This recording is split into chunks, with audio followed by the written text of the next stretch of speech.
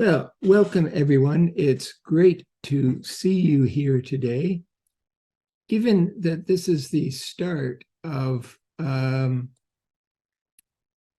new fall series, in fact, this is the start of our fourth fall to spring segment. And I want to take a couple brief moments to ensure that we quote, are all on the same page, whether you've participated since the start or whether this is your first time, in which case a special welcome to you, that's great to know, or are watching later on YouTube. But one housekeeping item before the overview, there will be a Q&A after our presenters, so please use the chat function to send any questions whenever they arise, directed preferably to Dean White, or it could be to everybody. If you are unable to handle chat for whatever reason, then during the Q&A, there is a raise hand function in the reactions. You'll see that at the bottom, mostly at the bottom of your middle of your screen. And if that doesn't work, then simply physically wave your hand and our team will be scanning the screens and will eventually see you. Now, my quick overview consists of 3 or 4 points.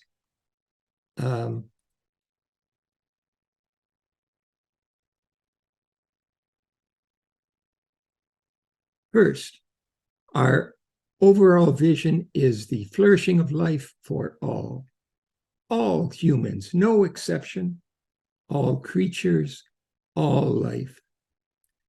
Second, kind of coming from that, religion at its best is able to cut through to root causes. Thus, we have changed our yearly theme to climate action, the restoration of right relationships. This echoes our heritage as the restoration movement, except rather than a focus on right beliefs, we now broaden it to a focus on right relationships. Simply, humanity as a part of that complex, interrelated web of life.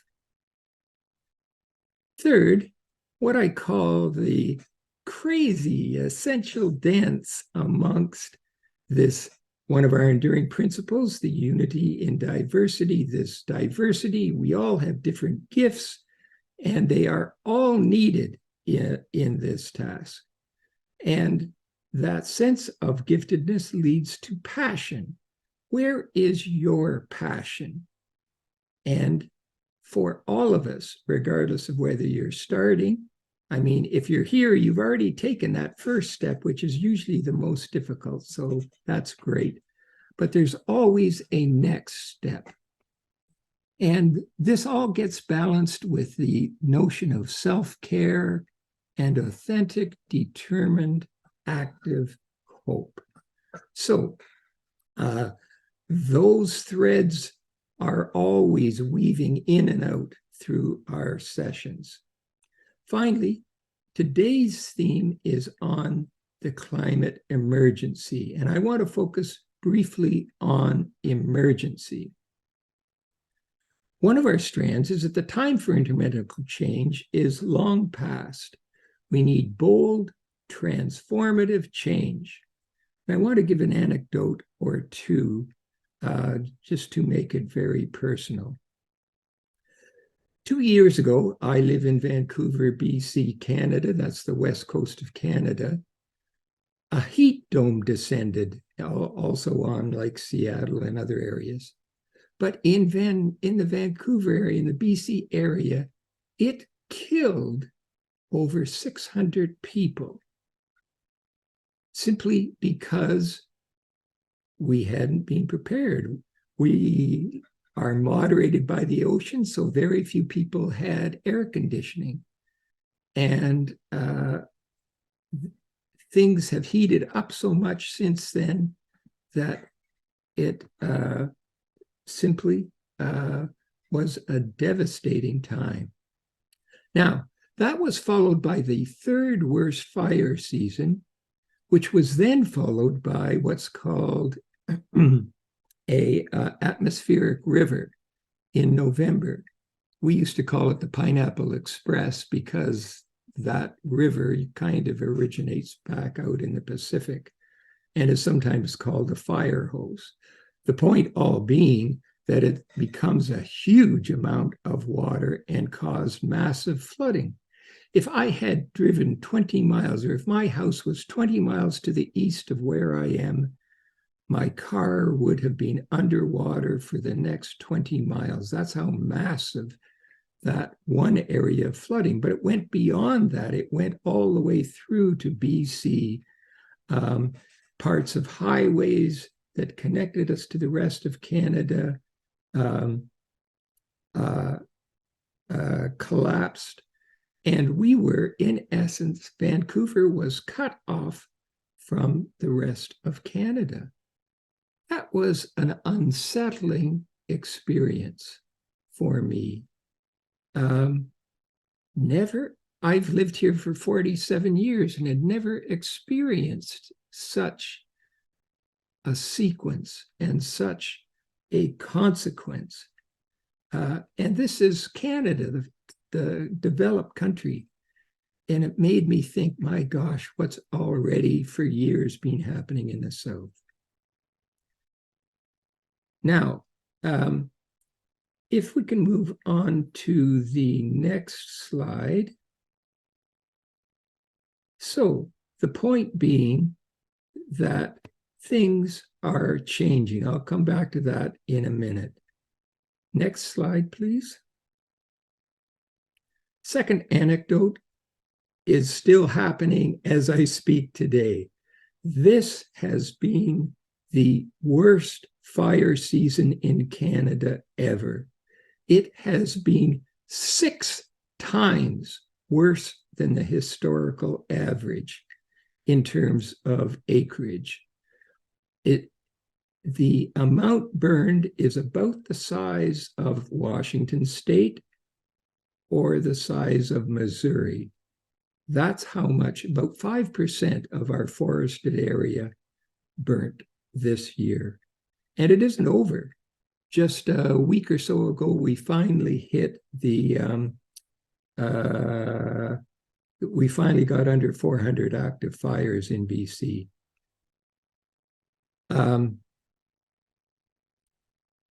The amount of CO2 that was generated by all those fires was 2.5 times greater than all other sectors in Canada combined. And interestingly enough, that's not even part of the official count, simply because forest fires are a natural, regular occurrence. So no wonder we're having trouble getting those CO2 numbers down. Final point, PM 2.5. I don't know whether you know what that is. I sure do now. That's particulate matter, 2.5 microns in size, much smaller than a human hair. In a lot of ways, we are becoming a guinea pig because these forest fires contain a lot of this PM 2.5, and that is small enough not only to get into your lungs, but to get into your bloodstream and even get into your brain. It's a little like that Oppenheimer movie. We're a bit of a guinea pig for the consequences of these forest fires and the smoke that lingers. Okay. The final point I want to make is that the levels of intensity have gone up dramatically, such that, as you can see in the top picture, that green area is the boreal forest, and the bottom picture is, you can see it goes all the way around the world. It soaks up more CO2 than the Amazon. But it isn't anymore. It's almost becoming a carbon source rather than a carbon sink. And the intensity is such that the soil gets so burnt that it not only releases its underlying carbon, but it can deaden the soil. And NASA predicted that in 2018.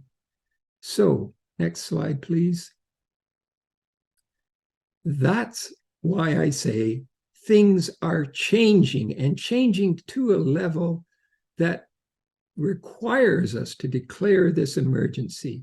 But I want to end simply that God's spirit of goodness is an inextinguishable, from the day of creation, always being there and always coaxes us to life. As a people of faith, therein lies our hope. And with that, I'll turn it over to Susan.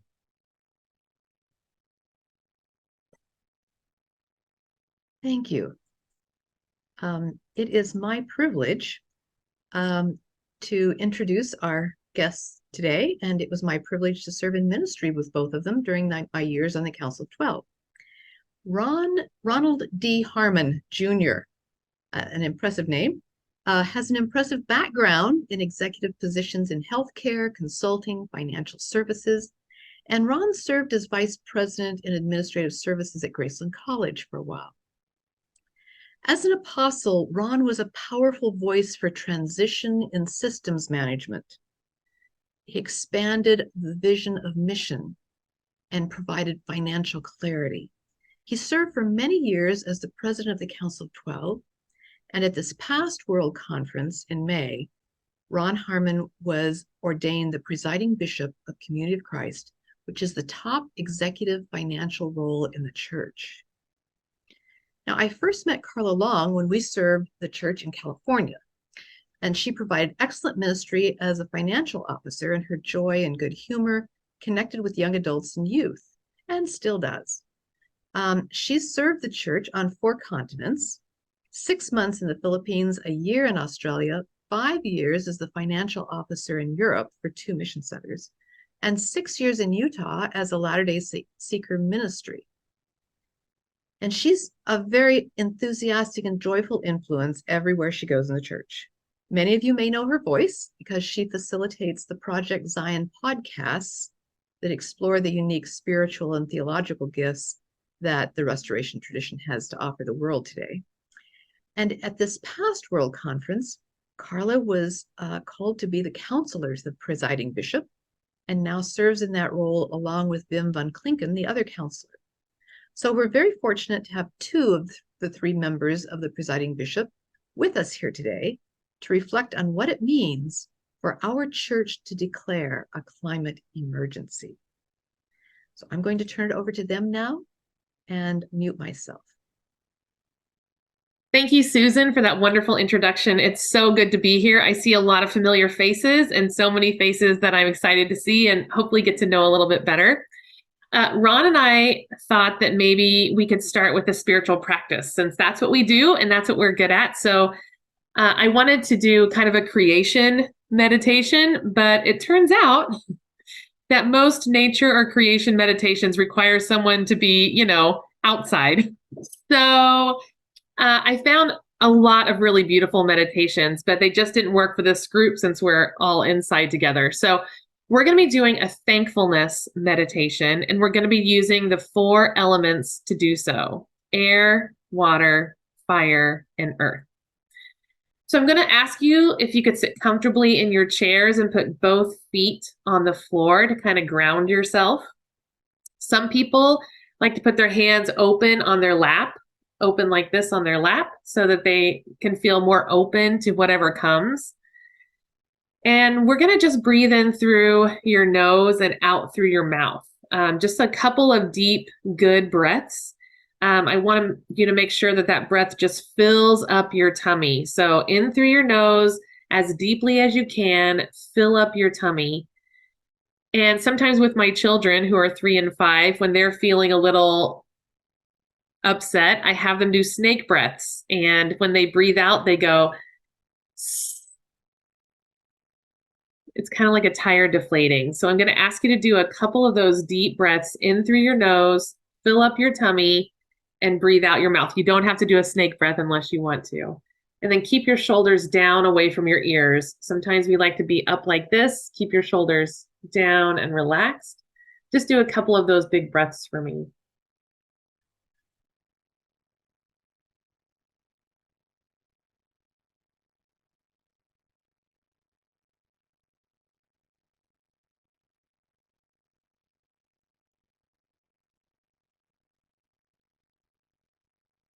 After you finish those big breaths, feel free to let your breathing go back to normal as we give thanks in this meditation.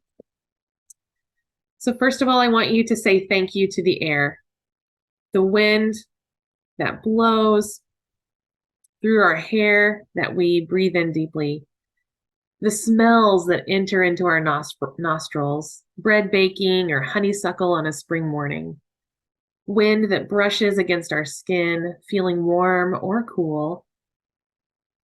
Say thank you to the air. Say thank you to the water that flows through us. That is the main component of our body. Water that we need daily, even more than food. The water that we swim in and wash ourselves with. The water in the rivers and the ocean and lakes and puddles for jumping. Water that falls from the sky in the form of rain and snow. Say thank you to the water.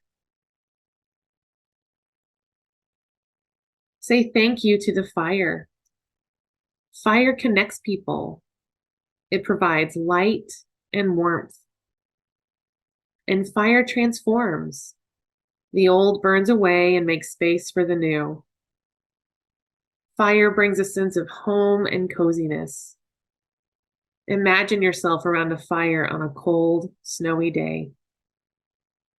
How does it feel to sit in the warmth of the flames? Say thank you to the fire. Say thank you to the earth that carries us, that we step on, sit on, sleep on. The fertile soil that brings our food. From sandy beaches to rocky mountains, the earth is the foundation that we live on.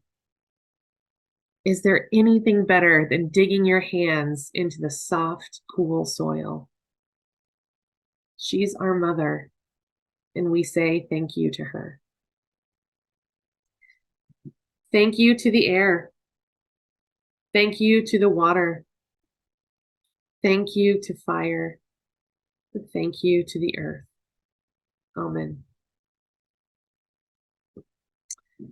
Thank you for going through that meditation with me.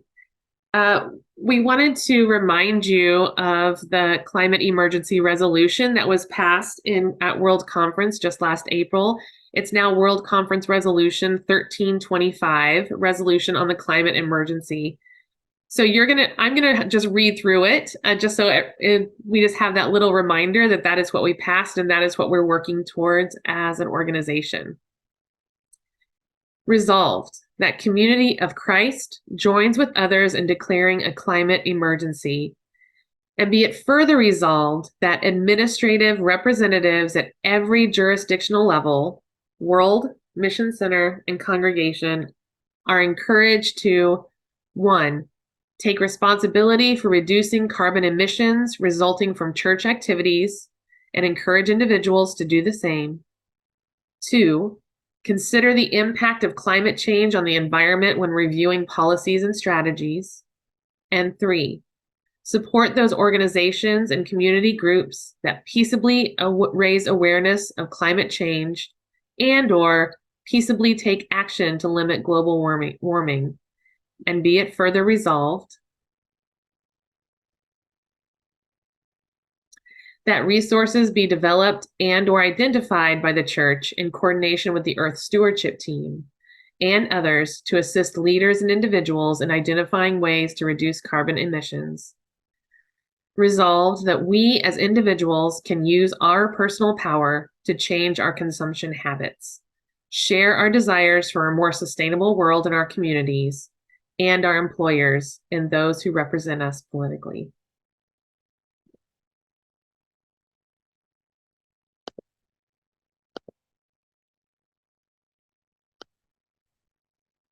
Thanks, Carla. And it's great to be with you today and marking the beginning of this fourth series. Is that possible?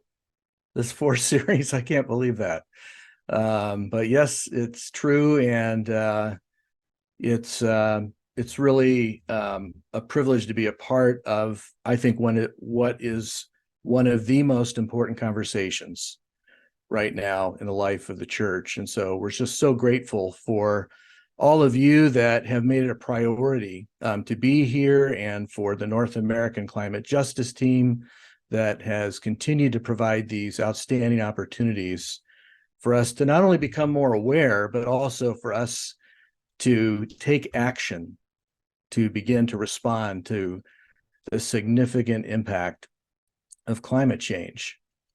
So in preparation for our time together, and Carla and I kind of talked a little bit about this, we wanted to provide you with a couple different voices in terms of what does it mean to declare a climate emergency. And so one of those voices that I turned to was the First Presidency for an initial response to that question. We're making their entire statement available to you, and it's on the website where you can find information about the North American Climate Justice Team and resources. And I don't have the name of that website at my right at my fingertips. So does anybody want to jump in and make sure everybody knows what that address is?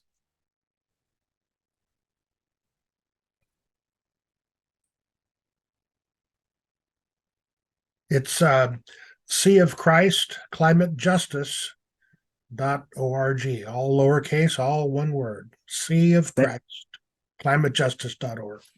Thank you, Dean. So I really appreciate the presidency spending some time thinking about, at least initially, what does it mean to declare a climate emergency? Of course, WCR 1325 climate emergency for us as a faith movement is a significant and an intentional step taken to address the urgent issue of climate change. This declaration, it reflects our deep commitment to the principles of environmental stewardship, justice, and compassion for all of God's creation, as guided by particularly our inspired text found in Doctrine and Covenants 163:4b.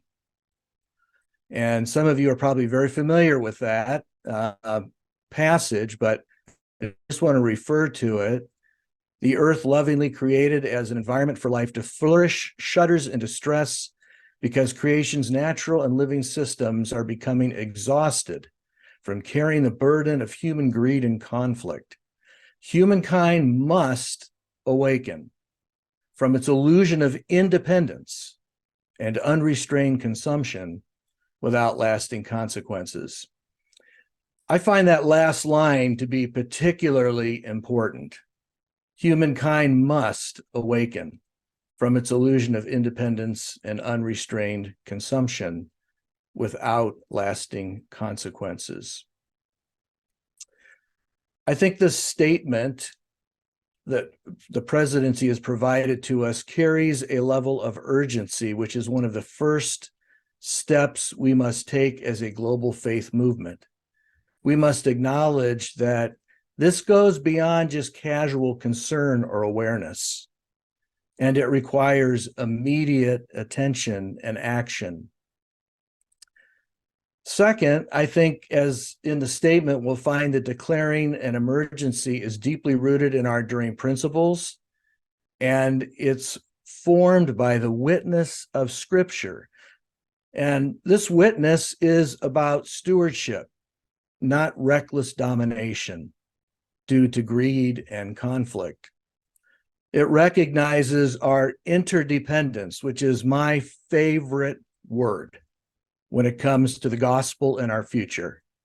It recognizes our interdependence, all living things, and that our small part of this universe, planet Earth, was created as a sanctuary for life to flourish. And in light of our scriptural and missional mandate, we can do no other than respond. Third, by declaring a climate emergency, we are strongly encouraging all jurisdictions of the church to respond by reducing carbon emissions and supporting organizations that raise awareness and take peaceful actions to limit global warming. Fourth, we need to continue to develop and identify resources to raise awareness and support practical ways to respond. Fifth, we need to take personal responsibility to become more informed and to take specific actions. And sixth, by joining over 2,000 other organizations in 40 countries that have declared climate emergencies, Community of Christ is demonstrating our collective commitment to be a part of a global effort to combat climate change. We are embracing our shared responsibility to protect the planet and its future for generations to come. So again, you can find this entire statement. It's provided for your reference, reflection, and action, and you are the very first group to be hearing these words that are shared by the First Presidency. So Carla and I really do appreciate the opportunity to maybe share a little bit of a window into a climate emergency, at least from the presiding bishopric's perspective.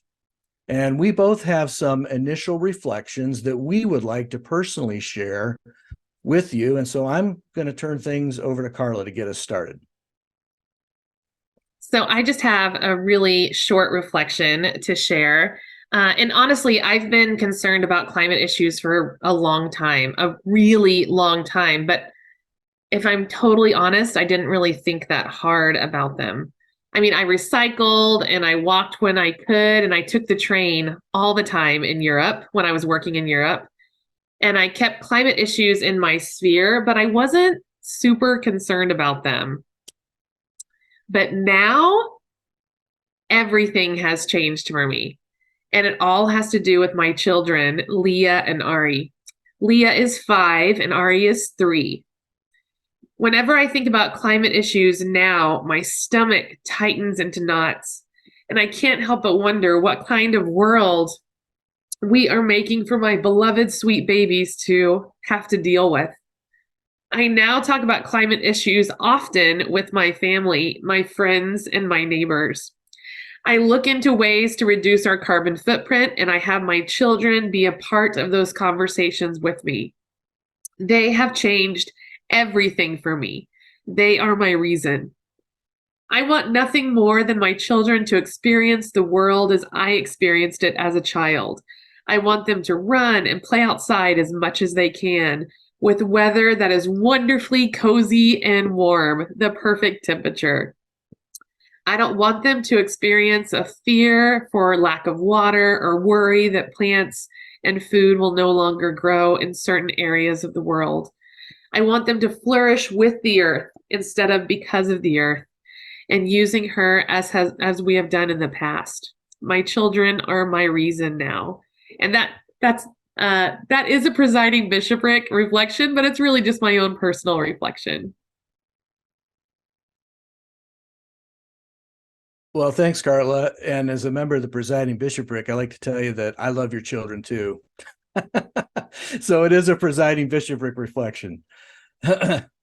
Friends, I feel that we are grappling in our world with an unprecedented threat to our very survival on this planet. The human family, I think, stands at a crossroads. Some would say we're beyond that crossroads, but climate change for me is the existential peace and justice issue of our time.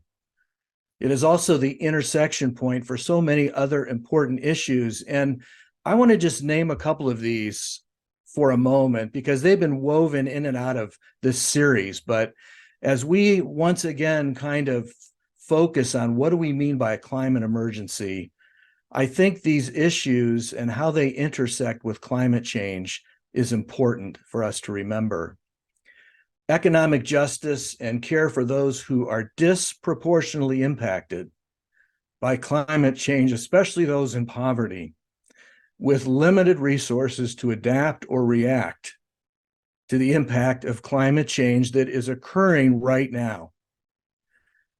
Displacement and migration as climate change leads to sea level rise, extreme weather events, and resource scarcity, including the need for forced migration and resettlement support.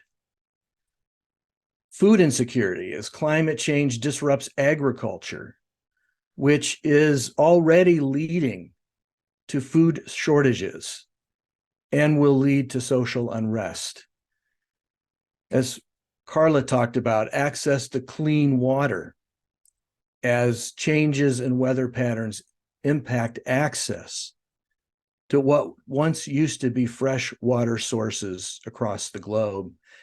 And gender inequality as the burden in many nations falls on women who often bear a disproportionate responsibility for securing food, water, and energy for their families. And global instability as nations with developing economies bear the brunt of the overconsumption and greed of nations with developed economies. And conflict erupts over who is accountable and who is responsible for the devastating impacts of climate change. These are just a few of the issues that are already occurring and brought on by a climate crisis. There's so much more that we could explore and respond to as stewards over creation, but I want to focus in on what I think is perhaps the crux of the issue, and that is the difference between concern for the environment and an all-out 5-alarm climate emergency.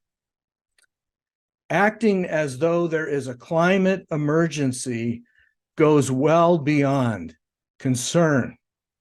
It demands an immediate response to the environmental crisis. It requires inconvenient and in many cases, more expensive choices. I want to say that again. It requires inconvenient and in many cases, more expensive choices. It requires a radical rethinking and reacting for every choice, every decision we make by asking, will this decision or action help heal our planet? Like our discussion on nonviolence, a climate emergency requires more of us than an attempt at neutrality or a do no harm approach. To put it plainly, this is more than random acts of kindness toward the environment. It requires bold actions that begin to reverse the effects of years of bad decisions and can lead to regeneration of the Earth's natural living systems. For example, I've been impressed by the work of an international coalition of researchers, professionals, and scientists who have come together to offer a set of realistic and bold solutions for climate change that are outlined by Project Drawdown at drawdown.org. The solutions are economically viable, and small groups, congregations, and neighborhood communities throughout the world can enact them. In the Presiding Bishopric, we sense deeply the call to exercise proactive stewardship over our temporal responsibility for creation. I have to admit, I'd never actually thought about it through that lens until I refocused on the climate emergency. Our proactive stewardship over our temporal responsibility for creation by addressing the climate emergency. Carla will speak in a moment to the energy that was expressed over this issue in the Order of Bishops meeting, their World Conference. I want to end this reflection on a personal note as well, and it's similar to Carla. I am grandpa to 3 beautiful grandchildren, Emma, Maddie, and Oliver. They bring a focus and a sense of urgency to the task at hand. My love for them is irrational. And there is absolutely nothing that I would not do. There is nothing that I would find too challenging that I would not be willing to attempt to ensure this planet is a place where all life can flourish for the future of my grandchildren and all the world's grandchildren. Barb and I, in our relationship, have struggled to make good decisions. This is not easy. For example, an environmentally safe cleaning product we use is manufactured and sold by a company that has good labor practices and environmental practices, but packages their product in unnecessary plastic that is not recyclable plastic. What the heck? What do you do with that? Our quest then takes us to source this product at a local business here in the Kansas City area that provides bulk purchasing where you can bring in your own containers for this cleaner. This sounds great. But in order to do this, we have to drive 45 minutes across town. That in part or full offsets our decision with respect to reducing waste in packaging. Now, I share this as just one example of the many conversations that Barb and I have about making decisions that heal and not hurt the environment. It requires a level of commitment to do the research, and at times to commit to actions that are anything but convenient, but support businesses and practices that are taking responsible actions. I believe a climate emergency demands that we evaluate every decision and action as though the future of our planet depends on it, because it does. So I'd like to take just a few moments to review with you some actions currently underway at IHQ in response to the climate emergency. And there we have it up on the screen. So we've got a couple slides here that begin by walking you through an initial statement here. But then on page 2 of the document, so maybe we'll kind of move through the slides here. Maybe one more. Perfect.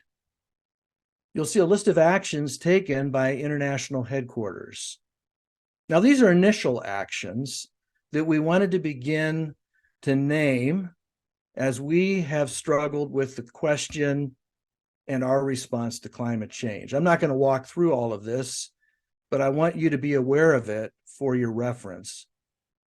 One of the more challenging actions we've taken is the development and implementation of ESG, or environmental, social, and corporate governance guidelines, to guide our investment strategies through the investment committee appointed by the presiding bishopric. We recently took the step of moving our investment relationship to a new provider because they can offer more sophisticated filters and options that help us implement our ESG guidelines more fully.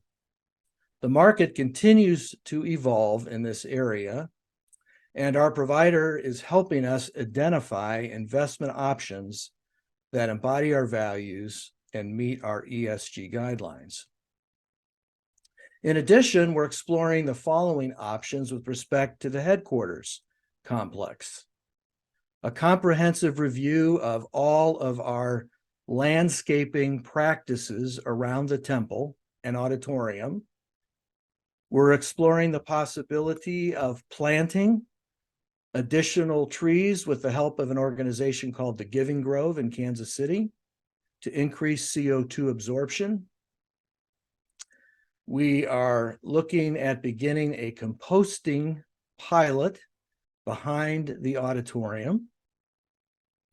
And the presiding bishopric has also undertaken a comprehensive review of the practices related to our facilities and their environmental impact.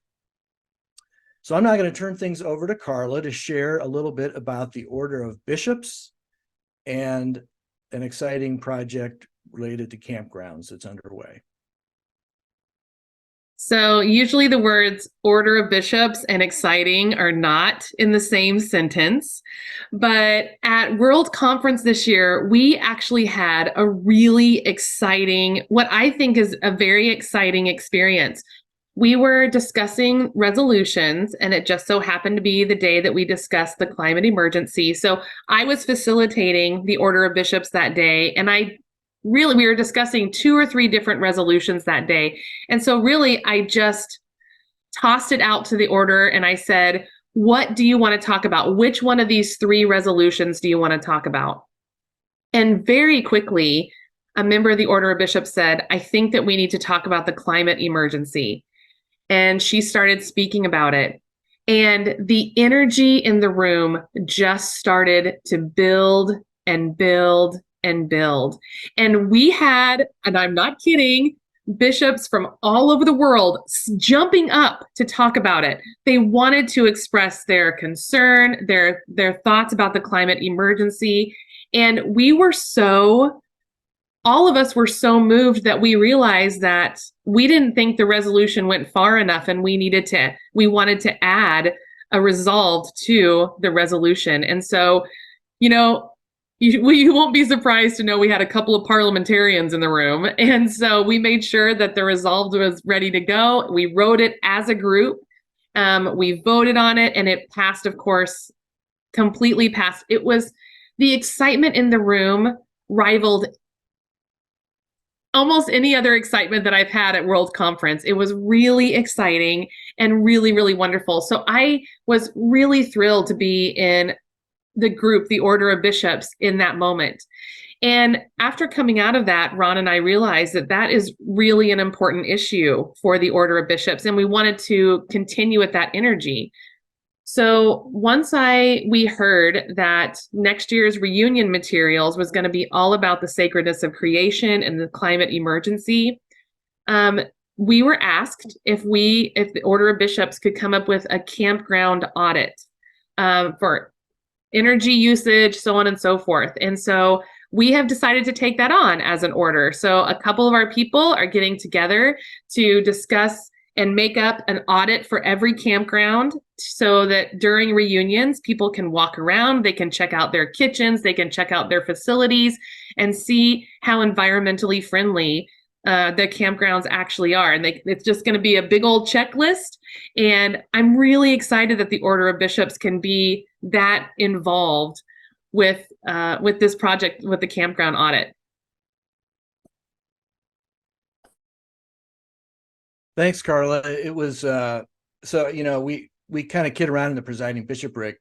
Carla is actually the senior bishop among us, and so this was my first Order of Bishops meeting as a bishop, and I really didn't know what to expect. But Carla's right. I mean, the energy in the room around this issue was so significant, and I just think it again is a kind of a testimony to the fact that I believe our people are beginning to really understand just how significant this issue is for our future. And so we're super excited that the Order of Bishops are wanting to give attention to this, and we're looking forward to how we can continue to engage them both in the campground audit project, but also things in the future that focus on the climate emergency.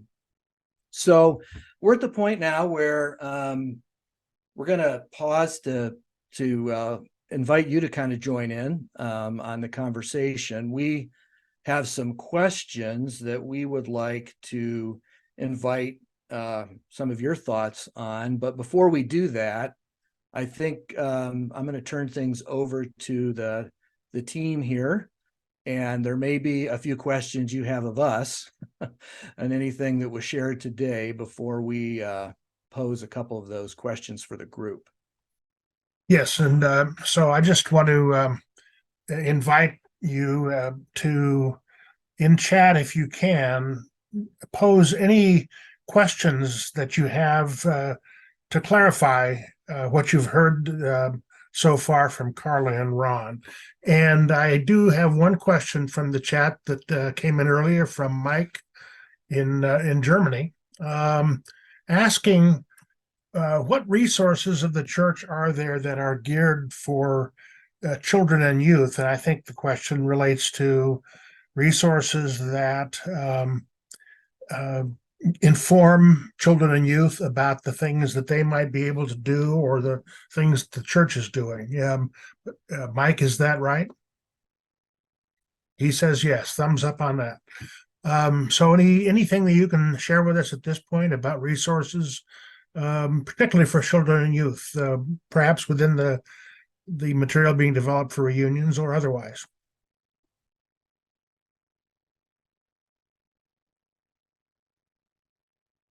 Well, I know that the materials being developed for reunion are being developed for all ages, but I don't know specifically what's being developed for children and youth. So I can't really speak to that specifically. I know that in general, resources for children and youth is a need that we have. So we as a church can, I think, respond to the climate emergency in a more robust way and engage our children and youth in a really essential dimension of what it means to pursue Christ's mission in the world. So, whether those are resources we develop or whether those are resources that we go out and identify that are already available, because I'm aware of some really good resources that are already out there, that some are ones that other denominations have developed that would certainly be consistent with kind of our understanding and approach and theology with respect to the climate emergency. Carla, are you aware of anything on your end? I'm actually not. I do not know of what we've developed. It's a good question, Mike. I'm sorry we don't have a better answer. An agenda item for the future. Mike Botts. Yes, I just wanted to say the youth in Germany have really taken off on this. This is something that they're really interested in, but they don't want all the statistics and all the heavy stuff. They have a different way of taking in information and passing it on. And so this is what I was kind of thinking of, is how can we support the youth in kind of giving us a kick to move forward? Yes, thank you. Yeah, that's great. And if there are, one of the things that I think we're really trying to do more in the future is if there are good things happening out there, or like, if that really takes off in Germany, please let us know at headquarters what you're doing, because we want to, as much as possible, network and make resources available as things are happening across the field. Not everything has to be developed at headquarters. So there's some great work going on out in the fields of the church, and we want to make sure that we're connecting people to those opportunities. If I could add, I would suggest family nature clubs. It's a movement for probably the last 15, 18 years or so. Very popular activity. Thank you. Family Nature Club. Thank you. There's a question about congregations and church buildings, and the notion that they would be shifting their heat sources from fossil fuel generated heat in their buildings to things like heat pumps and other sources that use electrical or other non-fossil energy sources, and that's going to cost money. Can you comment on what resources you think might be available through the World Church or other sources? Yeah, well, I think that, obviously one of the things that we have seen over the last several years that, on the one hand is been, at times a little disheartening, but also has provided opportunities, as we've seen some closing of some congregations and some buildings that have been sold. Some of those resources have obviously been a blessing to the church in terms of working toward, the retirement responsibility through Bridge of Hope. But a lot of resources have also stayed in local areas. And there's a number of, options and opportunities that have been created with some of those funds. Some of them have been funding new expressions of the church, but I think this whole area of climate change might be an area that, places in the country where we have resources that are being made available, we may want to look at that from a strategic perspective in terms of resources out in the field. At headquarters, I mentioned that we're doing a comprehensive review right now on our heating and cooling systems, and we're actually doing a 15-year study on the capital needs of that entire complex into the future. But part of that is going to be how we more effectively operate those facilities in light of our climate emergency. And any of the solutions that we would come up with, of course, are going to require financial resources for us to make some of those adaptations to those facilities. So that kind of gets to the words I used. I think we're inconvenient and expensive. that many of the solutions that need to occur are going to require some sacrifice, but are going to be important for us to be willing to make that investment. You'll be hearing at the end of the session today just a brief announcement about our next session, where Interfaith Power and Light, which is a United States national organization, is going to be presenting some information on potential use or resources available to congregations. There's a question about what materials is the World Church able to provide, particularly to congregations that aren't even aware of or not focused on or ignoring the climate emergency that's been declared. How to bring into the discussion congregations that may just simply not be tuned into the issue. Yeah. Well, I think the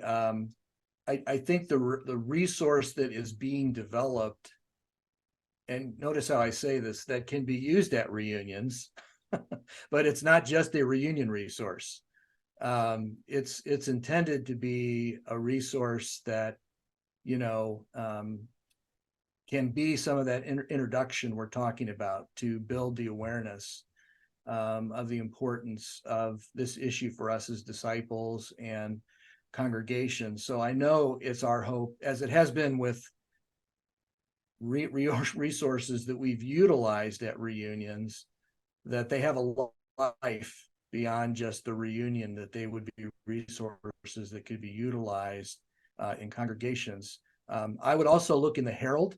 I think, if I remember correctly, that there's, was it already in there, Susan? Was there an article in there by the North American Climate Justice Team, or is it still coming? The first article by the climate team will be in the November-December issue. Okay. It was bumped. It was bumped because of an article from the first presidency, which had to take priority, and I support that. Okay. But ours will be in the November-December issue. Great. And then there's some others in process of being written and submitted. Yeah, so I think the Herald is another resource that you can look to that will be providing, I think, good articles and questions for discussion that can get congregations and small groups of disciples really starting to explore this issue. So there's just a couple that come to mind. There are a couple of comments in chat. Lori Gordon, Susan points out, has developed some list of resources, developed really focused on children and youth. And I'm guessing that, Lori, if you've got that in a form, we could perhaps put that on the website for people to look up. It is actually already on the website. If you go to our resources, we've got we've started a list of books that we recommend for climate study with some ideas about how to do study in your local congregation. That'll obviously get probably superseded by what's being developed by the church for reunions, but in terms of the secular things that are out there, the children's books tend to be more about teaching children just to love nature, which is one of the first things you can do with children. It's just making sure they're part of wanting a better world. But we'll keep adding to that. There are comments about listening more to children and youth and giving them opportunities to show leadership. And of course, as we've talked about already, demonstrating by our actions that we are taking stewardship of the earth seriously, so that youth and our children actually believe that what we talk about, we actually are doing something about. And there's a suggestion about paying attention to opportunities to lobby government to take action, both locally and nationally and regionally.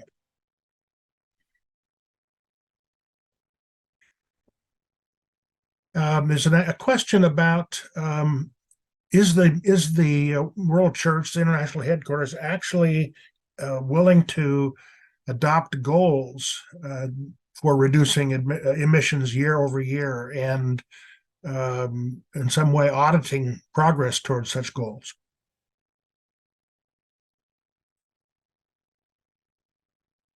Yeah, I mean, I think the short answer to that question is we're really kind of in the early stages of, beyond some of the initial steps we've taken of really trying to identify, what are some real tangible ways we can respond. So, I would encourage if anybody out there has ideas or thoughts about, what, you think could be possibilities for us as we explore that. I'm assuming that's in relationship to kind of what we're doing at headquarters versus the global church. That would be a little hard to measure that, but we certainly welcome your thoughts and ideas, and I'll just make the open invitation. I mean, you certainly can send them to the presidency, but you're also welcome to send them to the presiding bishopric that's very passionate about this issue. And we'll, when I talk to the presidency about, would they be willing to share a initial reflection about the climate, crisis? They didn't hesitate in the midst of everything they've got going on right now. So this is important for them, and they're going to be open to ideas. We all are, because we want to draw from the collective wisdom that's out there in the midst of the church.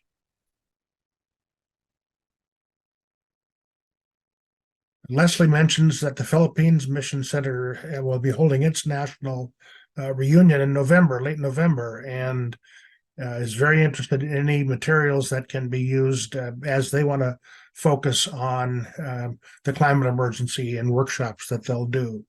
And Leslie, I guess I would refer you to our website again, which has links to lots of resources provided by various organizations. And Michael has offered to send you some emails if you just provide your email address. I think we're ready to move now to the questions, Ron and Carla, that you wanted to pose to the group. Okay. And so, if Paul, you could put up the second Q&A slide.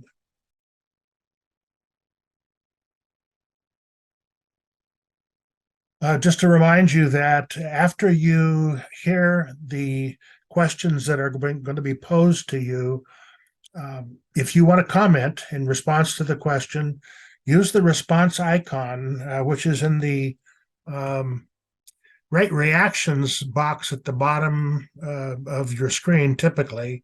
Inside of that, there's a raise hand button that you can click, and that gets you to the front of the queue, so to speak, in the gallery view. But you can also continue posting comments or questions in the chat. So let's go to the first question that Ron and Carla wanted to pose. Ron, do you want to read these? Yeah. We were really interested in what kind of where you find yourself related to the World Conference action to declare a climate emergency. Any personal experiences or reflections? Maybe some of you were at the conference and experienced the conversation that took place on the World Conference floor. I was just thrilled at what unfolded and the decision that we collectively made to pass the resolution. And we just wanted to pause for a moment and kind of recognize this significant moment in the life of the church, and thought some of you might have some personal experiences or reflections.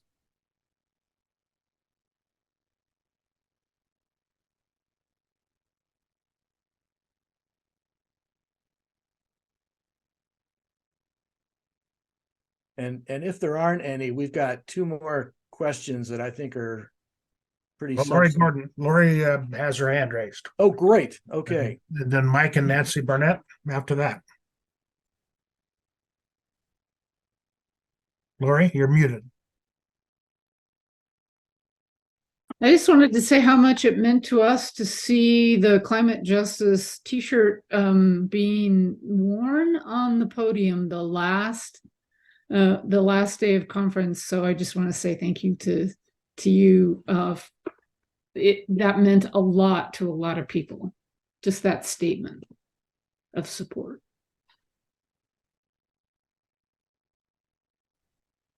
So I like kids.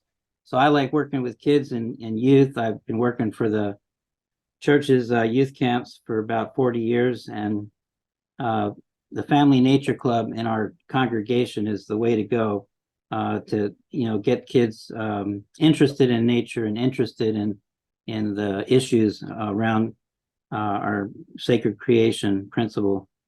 And anyway, it's a lot of fun. Working with kids is great. I highly recommend it, and I'd be happy to help anyone who's interested in starting something similar.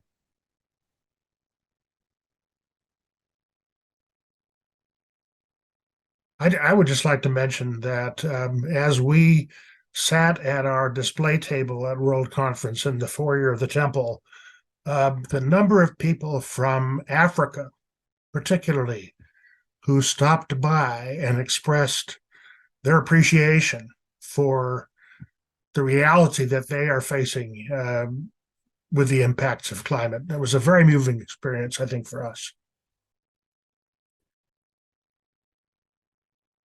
Others who have had some sense of the significance of the world church taking this action and how it may be affecting you personally.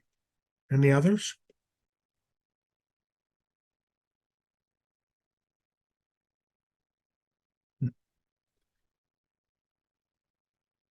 Kitty Martin.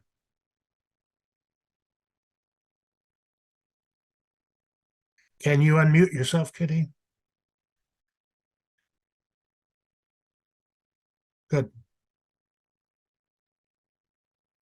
I'm still not able to hear you, Kitty. I'm sorry. Even though you did unmute yourself.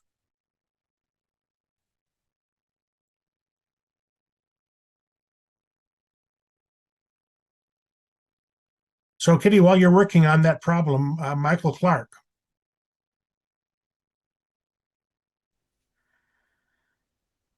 Yeah, I just want to. It was good that Andrew could fly over to share the resolution, but we were a bit sad that he had to fly over and cause so much pollution.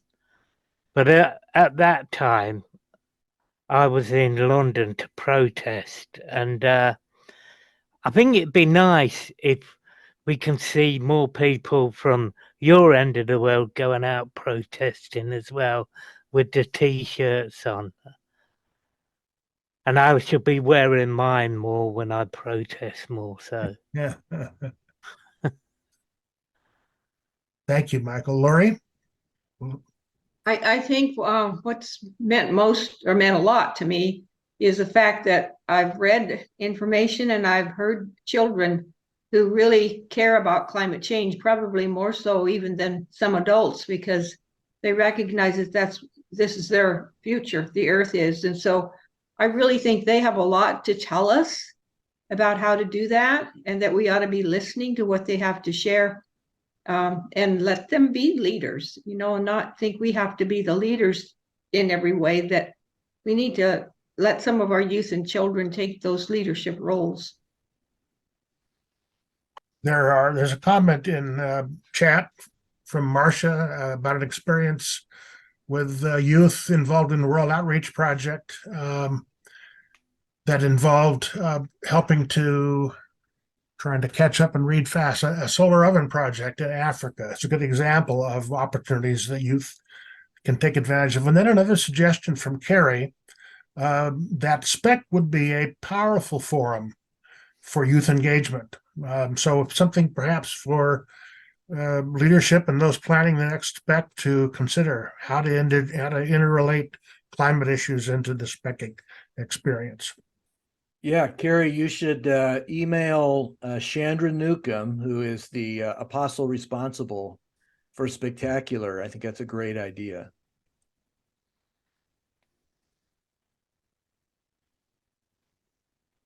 Marcia Darling has her hand up. Oh, sorry. Go ahead. You're muted, Marcia.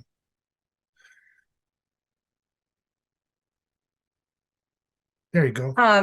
No, I just wanted to say that to me, the best part of that project, other than helping provide solar ovens, was I like making things. So I actually read up how to build a solar oven from materials I could get my hands on. So we built a solar oven during the Sunday school class, and then we cooked something in it during the 11 o'clock hour, which works well down here because I'm in the deep south, so we get a lot of sun. But we all ate it after church and nobody got sick, I'm happy to say. But anyway, it was just, they just love the hands-on part of that, and realizing that it worked. And I think they could encapsulate what it was like to be in a third world country and having to develop alternate forms of cooking and eating. And thank you. Shannon? Thanks, Dean.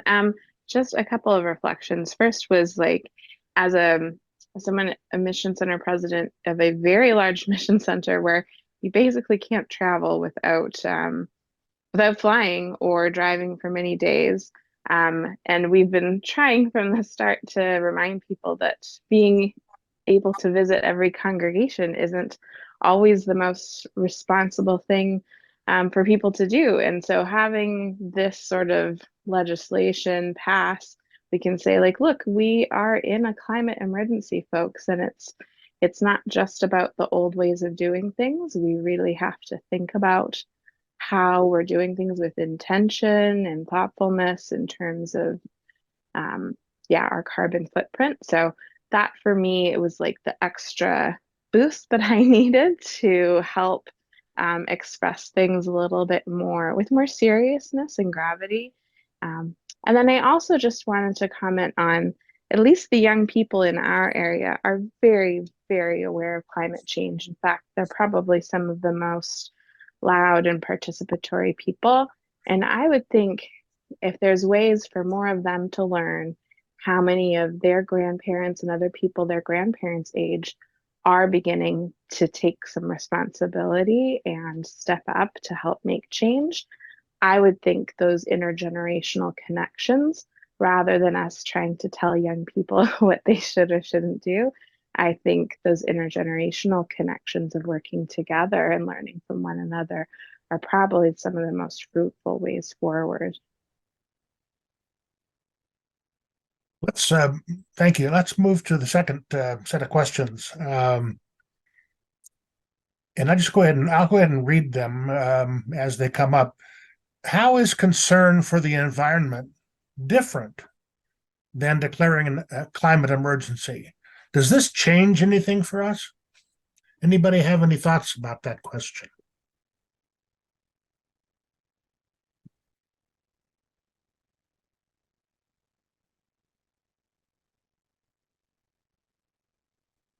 Again, go ahead and raise your hand, Mike from Germany. It's the difference between having a cold and having a severe case of pneumonia.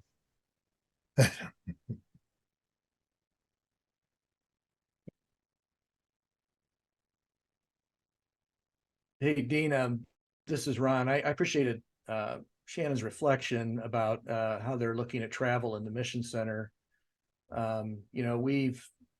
We've met 3 times a year, World Church Leadership Council and Council of 12, and it's been really helpful 3 times a year to be together in person. But we have made the shift to only being together once a year now in person, and the other 2 times a year we're meeting via Zoom, which means the opportunity to be together for a whole day because of time zone differences gets shrunk down to 3 hours a day. Now, those that don't like meetings are rejoicing, but it really has had an impact on our ability in terms of being able to engage in the important issues we need to engage in together. But it's another example of one of those things that may be inconvenient, but we feel it's a really important statement for us to make to the church that we're taking the climate emergency seriously.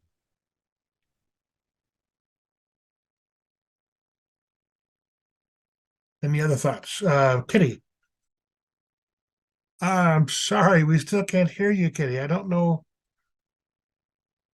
Your microphone just doesn't seem to be working. Can you put your comment in chat and I'll read it out for you, or your question, whatever you'd like to put in there, if you can. Lori Long.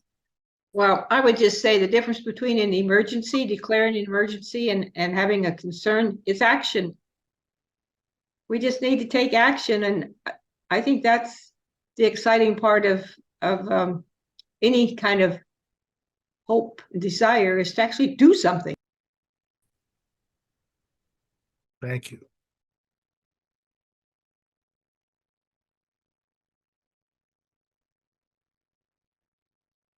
So let's move to the next question. We've got just about, perhaps 5 or 6 minutes or so.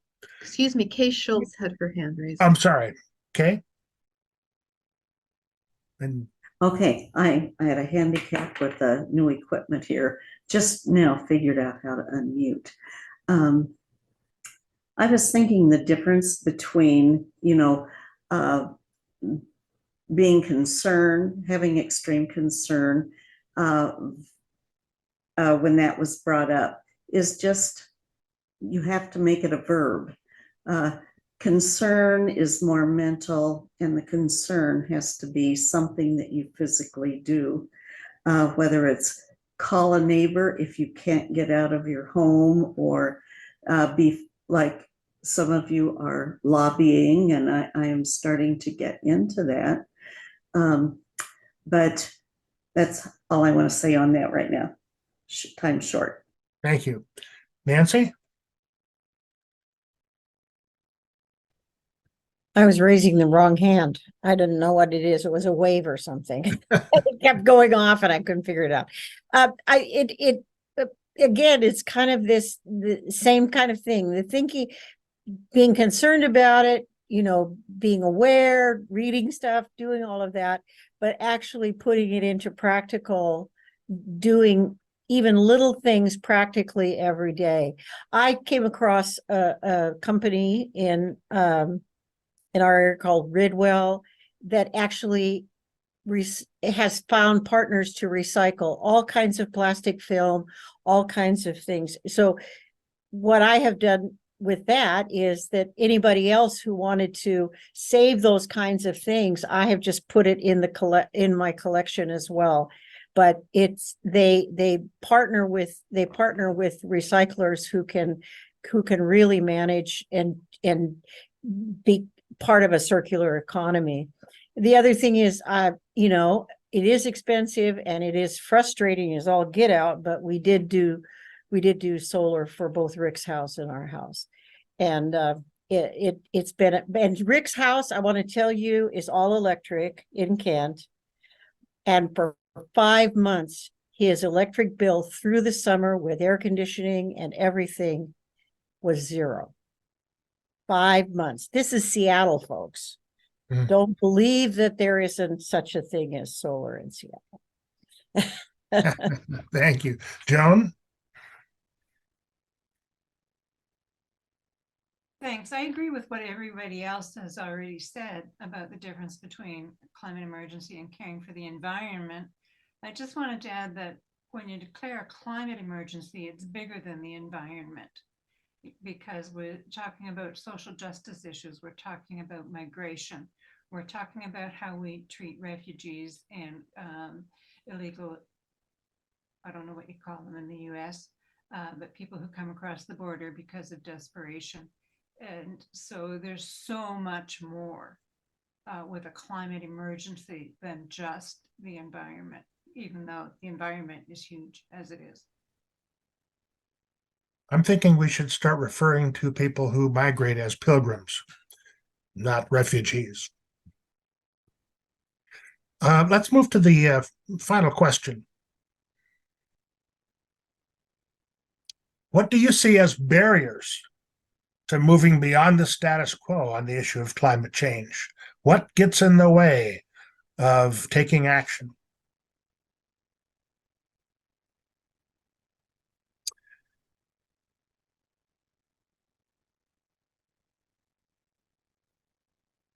What's holding you back?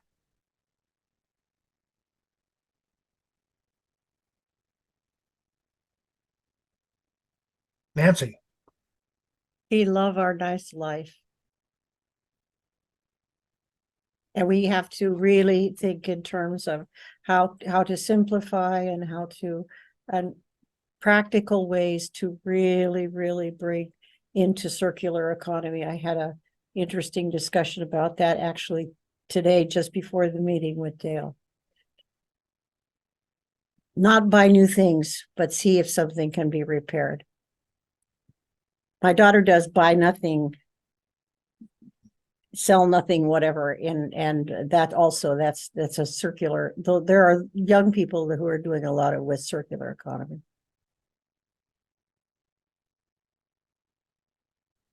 Alice, if you unmute yourself. What's holding me back are other people that just will not. I mean, it just seems like everybody around me thinks it's no big deal. Hmm. And I think it's a huge deal. And politicians are holding us back too. Mm. Look at Catherine Hayhoe's website, who, of course, in past sessions we've used to elevate the notion that one important thing to do is to keep talking to people, but find ways to talk to people that connect with issues of their concern and weave a climate item into that. Lori? Well, I think one of the things that holds me back, and I don't know quite how to change it, is that businesses I go to, or when I want to order something off the internet, it'll come to me in plastic, or just so much of that plastic kinds of in grocery store or whatever.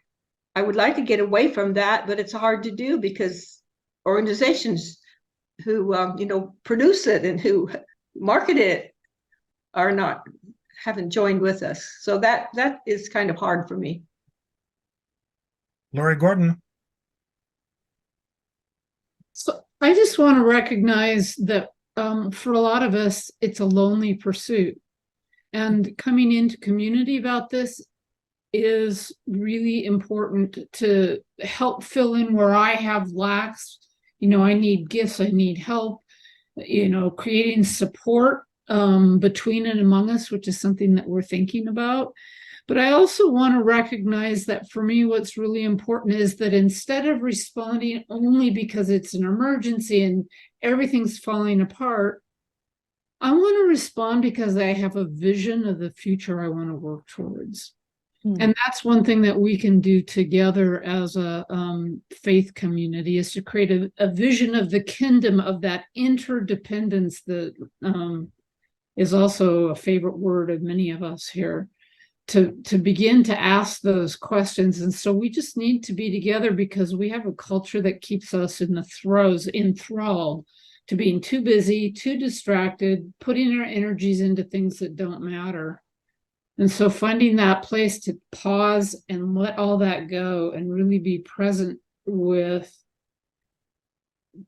this moment, to respond to it instead of reacting to it from that's kind of my vision of that I can't seem to quite embody, but that I really appreciate being in community around, because I need help. I need to belong with people who are doing this together. Dale, I saw your hand up and then you took it down. Well, it kind of paled after what Lori said, but I mean, one of the things that I've just paid attention to is when restaurants that provide compostable kinds of containers, it's like, okay, they're going to get my business. So I'm trying to do the little, whatever little things I can to, hope that it leads to bigger things. One thing I notice is it's hard to speak up in groups with people who are strangers to you. But, we're in the election season right now, in the United States at least, for local government positions. And there are candidate forums going on all around. And I think, while it's hard going to those sessions and raising your hand and asking the question, what are you doing about our climate emergency in your plans once you get into office? I'm going to take the prerogative of saying we're going to stop there, and I'm going to move to Paul, who's going to bring us to the finish line in this session.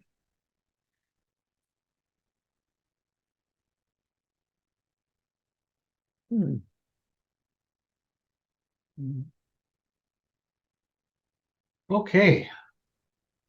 Well, that was pretty stimulating comments and questions. It's interesting that several people mentioned that one of the impediments is, at least in North America, is the resource intensive lifestyles that we all share and how comfortable we are. And at least I don't know about the new generation, there's more hope there, but for my generation and maybe a couple after, we almost think it's a right to use so many resources. But so as we've seen, there are actions being taken in various parts of the church. At the headquarters, many mission centers, many congregations are working on how best to live into World Conference Resolution 1325. So how do we respond to the resolution of climate emergency? When we finally admit to the urgency and severity, then what? To what degree are we willing or able to take action, to participate? How will we react to this calling? And yes, there are very basic personal component to this. We can and should take steps to reduce our own waste, our own pollution. Avoid plastic. Buy the ketchup in the glass bottle whenever we can. Electrify everything in our homes as we are able. Reduce travel. Reduce consumption. And practice better stewardship. There are members on this call who I know are quite willing to risk arrest by taking part in nonviolent direct action.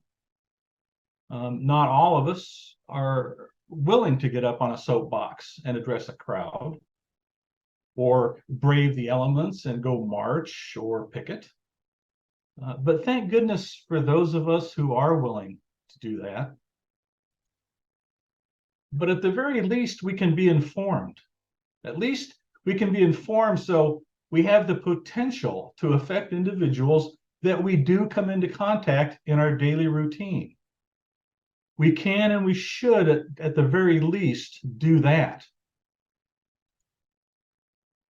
Does anyone have a Costco membership? Costco is a large, popular company. And I don't know about you, but I love Costco. And they have a relatively climate responsible business philosophy. When push comes to shove, they tend to try to do the right thing. Well, there's a campaign starting now to ask Costco to try to find a different financial partner, one that isn't the world's second largest fossil fuel financier. Costco's new credit card, that if you've been there, they try to get you to sign up, they're issued by Citibank. And we're going to ask them to try to find a more climate responsible financial partner. You could go to any of these climate groups and sign their petition to Costco, asking them to get a little bit better. It's something we can do. The IRA, the Inflation Reduction Act here in the USA, has a provision to monitor and identify methane emissions. And this is a good thing because methane is a very, very potent heat-trapping gas. There are thousands of uncapped oil wells that are leaching methane into the air, not to mention the bazillion or so landfills across North America that are releasing methane. And of course, fully a third of our emissions come from agriculture. Last year, the good Senator Thune of South Dakota and Senator Ernst from Iowa introduced a bill to prohibit the EPA from using any of that IRA funding to monitor methane emissions from livestock. Now, it never got out of committee, but darn it, it was reintroduced again this year in the 118th Congress. So if it gets out of committee this year, we need people to contact their representatives and tell them that you don't want them to vote for this bill. At the very least, we can do that. So I would suggest a project for this next week for everyone who's listening today. If you don't already know, find out who your specific national and local representatives are. Find out what their email address is.